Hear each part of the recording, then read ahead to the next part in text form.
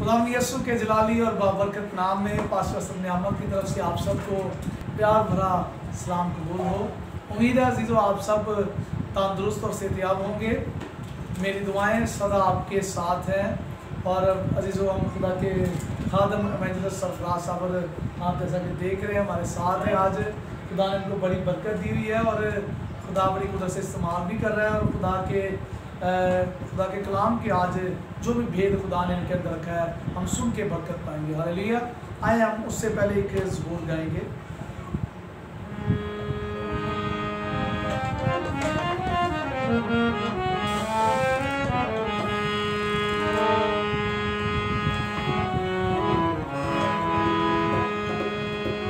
रहमत नाले है भरिया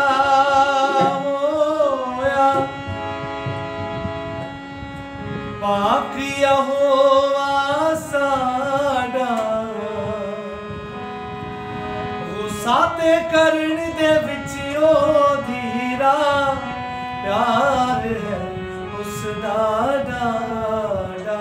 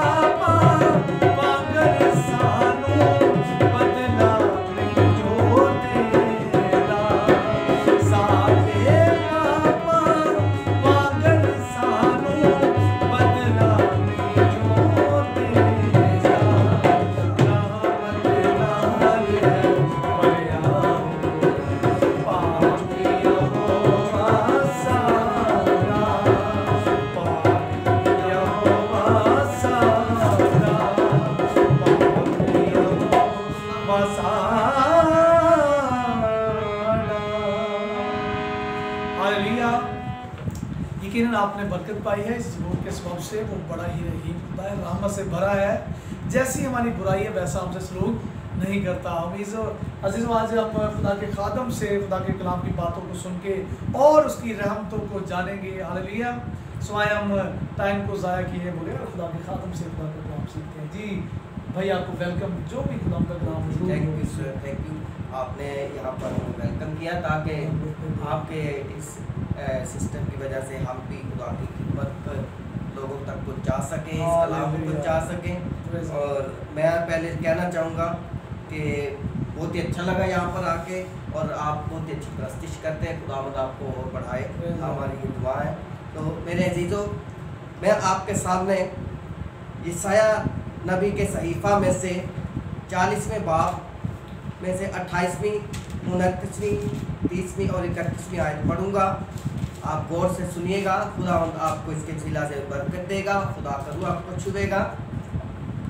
जी यहाँ पर लिखा हुआ है, क्या तू नहीं जानता, क्या तूने नहीं सुना कि खुदावंद खुदाए अब्दी और तमाम ज़मीन का खालिक थकता नहीं और मांदा नहीं होता।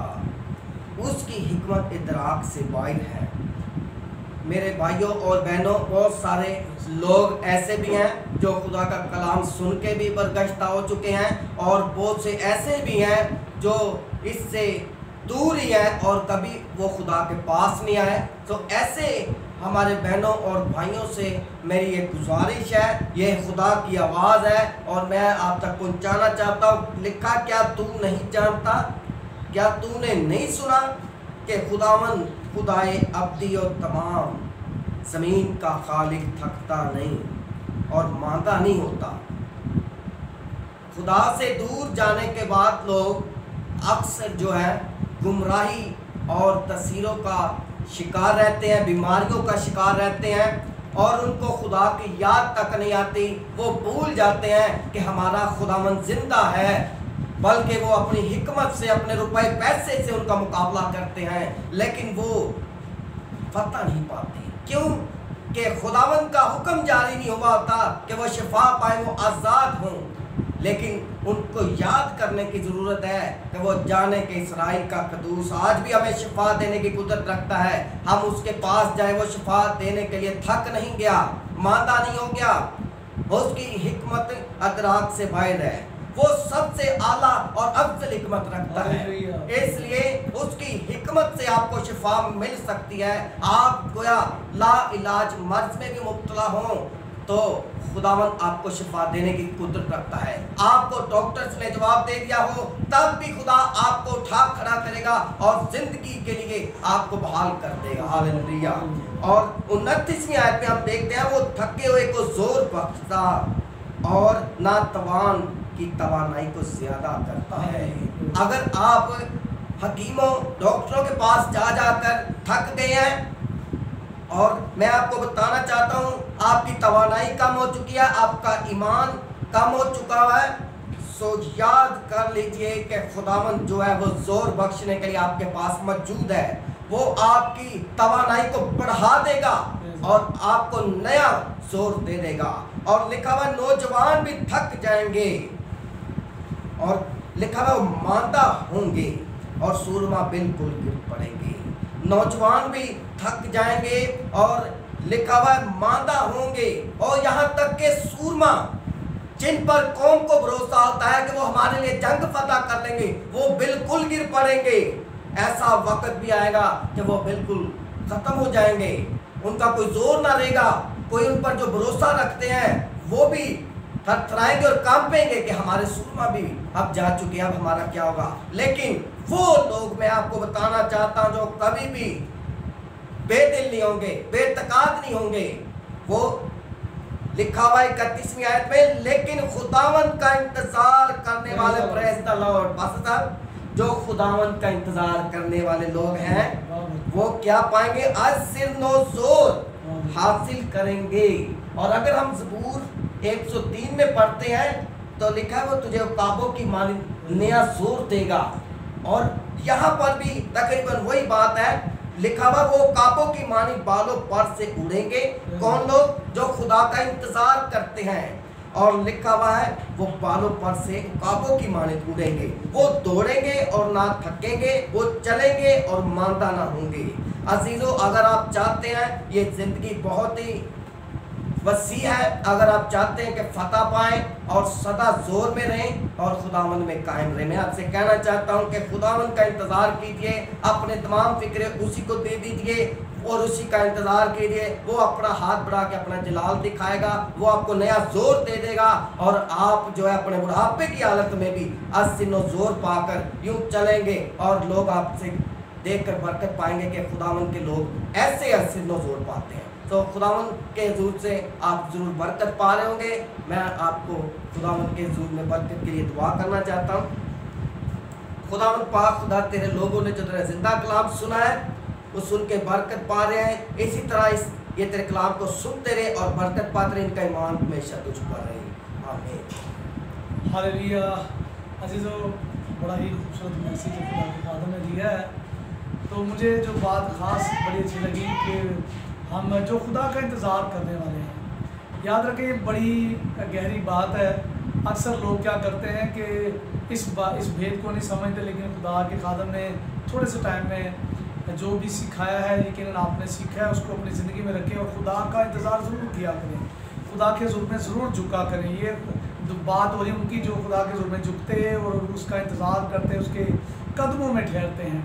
सो अपनी ज़िंदगी में ये काम ज़रूर करें, दुआया ज़िंदगी अपनी बनाएं, मजबे जो वो कायम करें, ताकि आपकी ज़िंदगी में खुदा का जलाल ज़ाहिर हो और खुदा का ज़ोर आपको सदा मिलता रहे। हालेलुया। जी अजीज़ों, आपके लिए दुआ करना चाहता हूँ मैं, जो बीमार हैं वो ज़रूर ही अपने सर पे हाथ रखें, मैं दुआ करता हूँ। यीशु नासरी, हम खादम मुतबिक होकर तेरे लोगों को बरकत देते हैं, आज का कलाम इनकी ज़िंदगियों में 100 गुना फलदार साबित हो और खुदा तेरे लोग बढ़ते चले, जैसा कि तेरे खादम ने दुआ की है इनके लिए।